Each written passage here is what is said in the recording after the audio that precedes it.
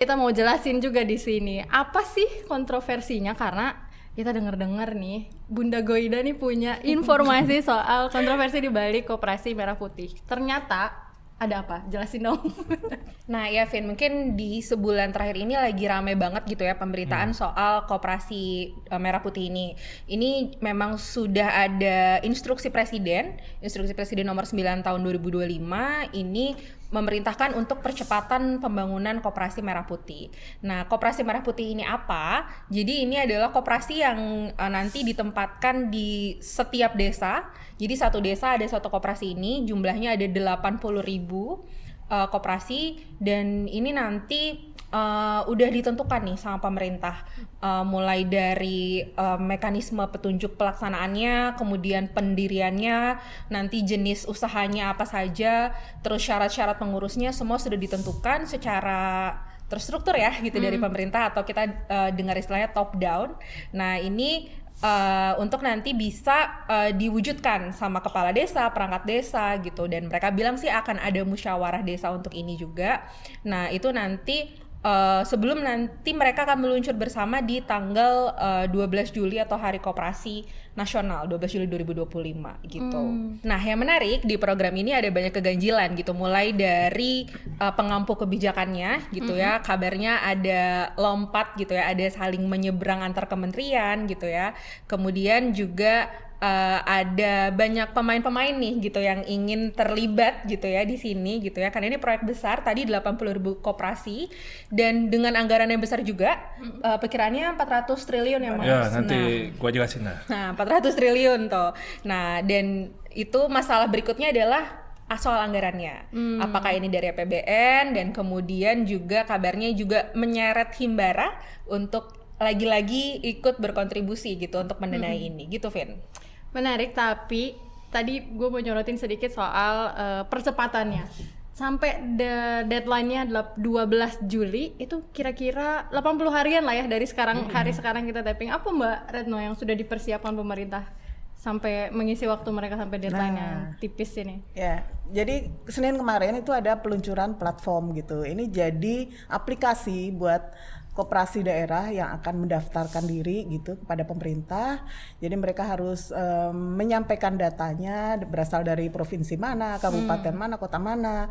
Sampai di situ juga tersedia daftar notaris yang tersedia gitu ya, yang tersedia di daerah tersebut gitu ya, untuk mereka melegalisasi dari koperasinya tersebut. Jadi ini akan menjadi pusat data gitu ya buat pemerintah untuk jadi pusat data nasional gitu untuk mendata koperasi-koperasi tadi yang sebanyak 80.000 tadi gitu. Targetnya jadi pemerintah masih punya waktu berapa bulan ya? Sekitar 80 hari. 2 bulan lebih ya, 2,5 bulan lah ya. 2,5 bulan untuk menuju ke 12 Juli.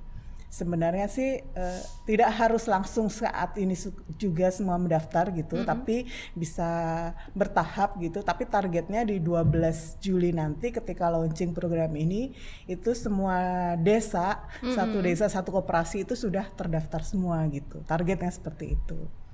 Kita lihat nanti gimana daerah, euforia di daerah gitu, mereka mendaftarkan koperasinya. Nah, sebelum lebih jauh lagi nih, sebenarnya gue penasaran nih, kalau dari penelusuran kalian nih sebenarnya apa pentingnya sih kita bikin Koperasi Merah Putih? Karena kan sebelumnya sebenarnya program koperasi ini cenderung apa ya, stagnan gitu ya di daerah-daerah itu, dan bahkan banyak cerita-cerita fraud gitu ya, dan masalah di koperasi-koperasi ini sebenarnya. Oke, ini kalau kita bicara dari narasinya pemerintah ya gitu, dan ini awalnya dari Ratas, dari Prabowo yang kemudian menginstruksikan adanya pembentukan Koperasi Merah Putih, bahkan percepatan pembentukan ini. Ini sih katanya untuk menggerakkan perekonomian masyarakat perdesaan. Gitu, ada kekhawatiran kayak misalnya soal tengkulak itu sampai ke presiden gitu ya. Apalagi program swasembada pangan itu jadi program prioritas kan di tahun ini dan tahun-tahun selanjutnya. Jadi menurut pemerintah butuh kemandirian ekonomi di desa gitu ya, yang juga bisa mensejahterakan masyarakat. Makanya mereka kemudian membuat gagasan koperasi Desa Merah Putih ini. Ya, secara gagasan bagus gitu kan. Nah, ini yang kemudian tadi kalau misalnya Mamang tanya ya, kan pernah ada kasus-kasus sebelumnya. Kita tahu ya kalau misalnya koperasi di desa itu kita sebelumnya kenal zaman Orde Baru ya Mbak ya, itu ada namanya KUD gitu ya, Koperasi Unit Desa. Nah, ini memang udah nggak terdengar lagi mungkin ya sekarang gitu ya. Nah, ini yang juga tadi Mbak Retno sebut gitu. Di saat pendaftaran, pemerintah pun memberikan 3 opsi untuk pendaftaran. Ada 3 jenis nih. Ada koperasi baru, bisa membuat baru gitu ya. 1 koperasi pengembangan, 3 namanya revitalisasi. Revitalisasi ini tadi koperasi-koperasi yang udah nggak aktif itu mereka bisa gitu mengaktifasi diri dengan ya kayak rebranding gitu ya, dan menjadi koperasi Merah Putih gitu. Nah, jadi ini yang coba diakomodasi lah gitu dengan program koperasi Desa Merah Putih ini gitu, Mang. Nah, sebenarnya kalau kita dengar maksudnya itu niatnya baik juga ya. Seperti kata Sudaryono, semua itu untuk rakyat ya. Tapi ada kekhawatiran juga. Ada Itu kekhawatiran dia. Benar nggak kayak gitu? Karena gini, sebenarnya sekarang pun di desa itu sudah ada semacam koperasi ya yang sudah jalan kayak BUMDes, BUMD ya, Badan Usaha Desa itu kan sebenarnya juga bergerak di bidang-bidang yang akan disasar oleh koperasi ini gitu. Ada Gapoktan juga yang sebenarnya juga melakukan aktivitas yang mirip-mirip juga gitu. Dikhawatirkan ini akan redundant gitu, atau apakah Gapoktan ini akan harus nyebrang menjadi koperasi Merah Putih semua gitu. Itu yang jadi pertanyaan di tingkat bawah gitu. Ada juga sebenarnya kekhawatiran karena tadi semua koperasi Desa Merah Putih ini dibentuknya, dirancangnya itu top down dari pemerintah ngatur ABCDE untuk di desa. Selama ini prakteknya ketika koperasi bisa benar-benar beroperasi dengan baik, itu koperasi-koperasi yang bottom up. Ya, jadi memang atas anggotanya inisiasi juga aktif ya. Anggotanya memang mereka mau bikin koperasinya. Karena balik lagi ternyata kunci koperasi bisa sukses adalah pemimpinnya. Jadi kalau misalnya pemimpinnya memang benar-benar niat ngurusin koperasinya dan memang itu inisiasinya datang dari masyarakat sekitar, pasarnya terbuka di masyarakat sekitar, baru dia bisa bergerak dengan baik. Ketika diatur sama pemerintah sekarang dari atas, ada kekhawatiran ini malah nggak jalan dan akhirnya nanti modal yang sudah dikeluarkan berapa triliun? 400 triliun itu mubazir. Nah, ini juga yang jadi sorotan sebenarnya karena biasanya koperasi itu kan dari anggota untuk anggota ya. Jadi artinya anggota ini membayar sejumlah iuran untuk operasinya koperasi yang hasilnya untuk anggota lagi.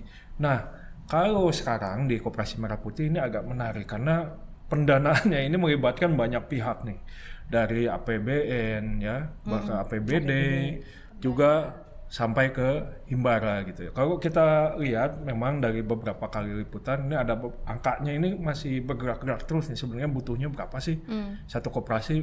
Waktu itu Menko Pangan ya Zulkifli Hasan tuh sempat sebut satu koperasi itu kan sekitar 3 sampai 5 miliar. Itulah yang akhirnya kalau dihitung-hitung dikalikan 80.000 ya jadinya 400 triliun, gede tuh ya kan. Tapi kemarin Wakil Menteri Desa itu Ahmad Riza Patria bilang satu koperasi itu sekitar 2 sampai 3 miliar, berubah lagi ini. Dan ada kemudahan misalnya koperasi ini bisa pakai lahan punya pemerintah, jadi nggak usah sewa misalnya kayak begitu. Dan dari mana dananya? Ya, dari mana uangnya nih? Semua juga nanya kan? Itu ada yang bilang awalnya itu pemerintah itu bilang ada sebagian dari APBN. APBD juga dilibatkan untuk apa? Misalnya untuk bikin akte. Akte itu satu koperasi 2,5 juta ya Mbak Retno ya? Sekitar 2 sampai 3 juta. Nah, 2 sampai 3 juta itu dari APBD.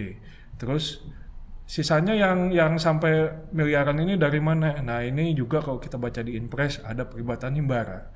Di mana akhirnya koperasi bisa mendapatkan permodalan dari Himbara yang nantinya cicilannya bisa menggunakan dana desa gitu, betul gitu Goy? Yes. Cicilan pengembalian, jadi pinjaman statusnya ya. Iya, gimana Goy? Oke, ini tadi sebelum lebih jauh ke Himbara ya, gue mau nebelin bagian tadi untuk pembiayaan notaris ya, Mang. Itu betul dari APBD tingkat 2 ya, Mbak Tingkat ya. 2, betul. Dari kabupaten kota, itu ada namanya pos anggaran bantuan tidak terduga. Nah, itu diambil dari situ. Ini juga jadi banyak sorotan, karena katanya pos bantuan tidak terduga itu harusnya diperuntukkan untuk keadaan-keadaan darurat. Betul. Contohnya bencana gitu. Nah, apakah ini masuk untuk penggunaan itu? Nah, itu lagi-lagi jadi pertanyaan.